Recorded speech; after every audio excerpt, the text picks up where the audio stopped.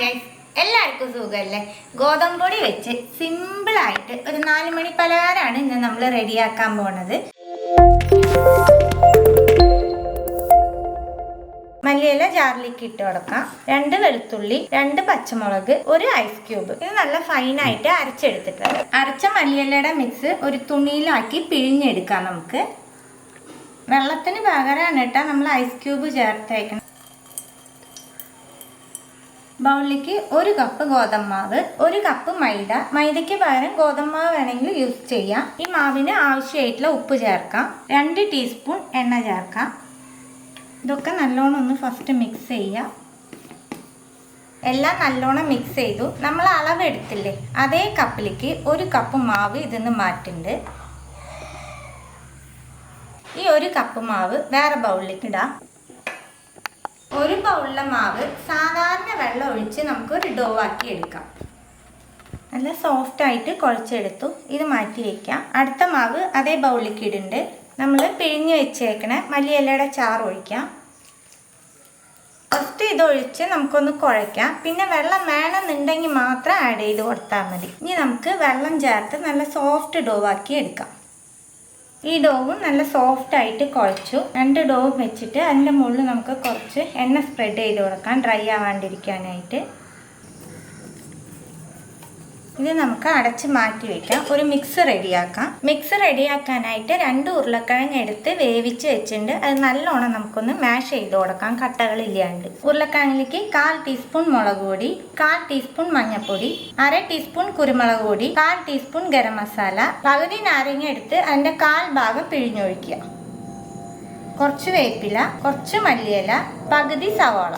Already മാവിൽ ഉപ്പിട്ടാണ് നമ്മൾ കുഴച്ചേക്കണേ. അപ്പോൾ ഈ മിക്സിന് ആവശ്യത്തിനേക്കാട്ടിലും കുറവ് ഉപ്പിട്ട് കൊടുത്താൽ മതി. ഇനി ഇതെല്ലാം നമുക്കൊന്ന് മിക്സ് ചെയ്തെടുക്കാം. ഈ മിക്സ് റെഡിയായി. ഇത് നമുക്ക് മാറ്റി വയ്ക്കാം. 1 ടീസ്പൂൺ മൈദമാവ് എടുത്തിട്ടുണ്ട്. അതിൽ കുറച്ച് വെള്ളം ചേർത്ത് ഇതൊന്ന് കലക്കി വയ്ക്കാം. ഇതും കലക്കിയെടുത്തു. ഇത് നമുക്ക് മാറ്റി വയ്ക്കാം. നമ്മൾ കുഴച്ച് വെച്ചേക്കണ മാവ് ഓരോന്നായിട്ട് നമുക്ക് പരത്തിയെടുക്കാം. ബോളിലേക്ക് കുറച്ച് മൈദ സ്പ്രെഡ് ചെയ്ത് ഈ ബോളിൻ്റെ മുകളിലും കുറച്ച് മൈദ സ്പ്രെഡ് ചെയ്ത് കൊടുക്കാം. ഇത് നീളനെ പരത്തിയെടുക്കാം. ഒരുപാട് കനം കുറയ്ക്കേണ്ട, എന്നാൽ ഒരുപാട് കനം ആവും വേണ്ട കേട്ടോ. ആ രീതിയിൽ വേണം പരത്താനായിട്ട്. ഇത് കറക്റ്റ് സ്ക്വയർ ഷേപ്പ് കിട്ടണം. അതിനുവേണ്ടി ഈ 4 ഭാഗം ഒന്ന് നമുക്ക് കട്ട് ചെയ്തെടുക്കാം. നമുക്ക് ഈ കട്ട് ചെയ്ത ഭാഗം എടുത്ത് മാറ്റാം. ഇത് ഇനി നമുക്ക് 3 പീസായിട്ട് കട്ട് ചെയ്തെടുക്കാം. ഈ കട്ട് ചെയ്ത പീസ് വേറെ ഒരു പ്ലേറ്റിൽ കുറച്ച് മൈദാമാവ് സ്പ്രെഡ് ചെയ്തിട്ട് വെച്ച് കൊടുക്കണം കേട്ടോ. അടുത്ത ബോൾ നമുക്ക് പരത്തിയെടുക്കാം. കുറച്ച് മൈദ സ്പ്രെഡ് ചെയ്യുന്നുണ്ട്. അതേപോലെ തന്നെ നീളനെ ഇതും പരത്തിയെടുക്കാം. നീളനെ ഇതും പരത്തിയെടുത്തു. ഇനി ഇതിൻ്റെയും 4 ഭാഗത്തെ വാക്കും കറക്റ്റ് മുറിച്ച് കൊടുക്കാം. നമുക്ക് ഇത് നമുക്ക് 3 പീസായിട്ട് കട്ട് ചെയ്തെടുക്കാം. ഇത് നമുക്ക് വേറൊരു പ്ലേറ്റിലേക്ക് മാറ്റാം.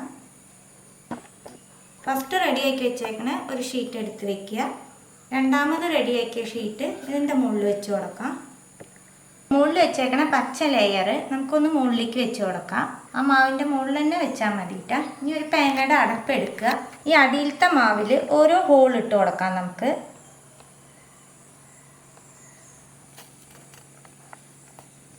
എല്ലാം ഹോൾ ഇട്ട് കൊടുത്ത് നമ്മൾ ചിലത് നമുക്ക് ഈ അടപ്പിൽ തന്നെ പോരും കേട്ടോ. അടപ്പിൽ പോരാത്ത നമുക്ക് ഇതുപോലെ കുത്തിയെടുക്കണം.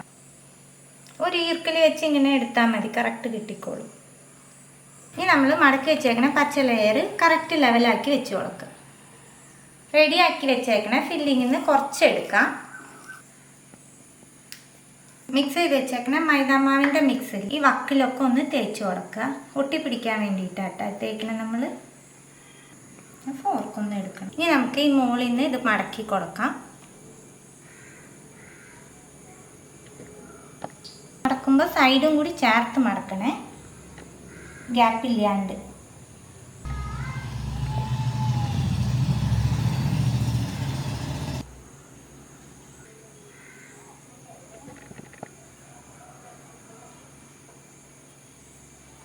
അപ്പം നമ്മൾ എല്ലാം മടക്കിയെടുത്തു. ഇനി ഫോർക്കിൽ വെച്ച് ഈ സൈഡ് ഒന്ന് പ്രസ് ചെയ്ത് കൊടുക്കാം. അപ്പോൾ ഒരെണ്ണം നമ്മൾ റെഡിയാക്കി. ഇതേപോലെ ബാക്കി 2 ലെയറും കൂടി ഇല്ലേ, അത് നമുക്ക് റെഡിയാക്കി എടുക്കാം. 3 ലെയറും റെഡിയാക്കി എടുത്തുട്ടാ. ഇനി നമുക്കിത് ഫ്രൈ ചെയ്തെടുക്കാം.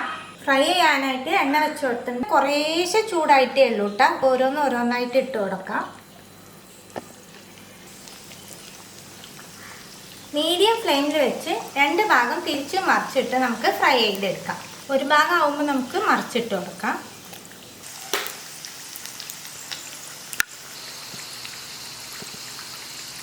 രണ്ട് ഭാഗം തിരിച്ചും മറിച്ചിട്ട് ഫ്രൈ ചെയ്തെടുത്തു. ഇപ്പം നല്ല ബ്രൗൺ കളറായിട്ട് ഇത്രയ്ക്കും ബ്രൗൺ ആവണം കേട്ടോ. നമുക്ക് എണ്ണയിൽ നിന്ന് കോരി മാറ്റാം.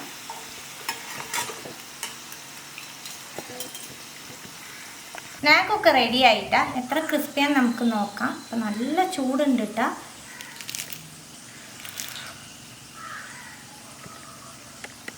ഇത്രയേ ഉള്ളൂ കേട്ടോ. സിമ്പിളായിട്ടും നല്ല ക്രിസ്പി ആയിട്ട് കുറച്ച് വെറൈറ്റി ആയിട്ടൊക്കെ നമുക്ക് വീട്ടിലെല്ലാവർക്കും ഇതുപോലെ സ്നാക്ക് ഉണ്ടാക്കി കൊടുക്കാൻ പറ്റും. അപ്പം എല്ലാവരും തീർച്ചയായിട്ടും ഇതുപോലെ ഒന്ന് ട്രൈ ചെയ്ത് നോക്കണം. ട്രൈ ചെയ്ത് നിങ്ങളുടെ ഫീഡ്ബാക്കൊക്കെ അറിയിക്കുക. പുതിയൊരു റെസിപ്പി ആയിട്ട് അടുത്ത വീഡിയോയിൽ കാണാം. See you. Bye.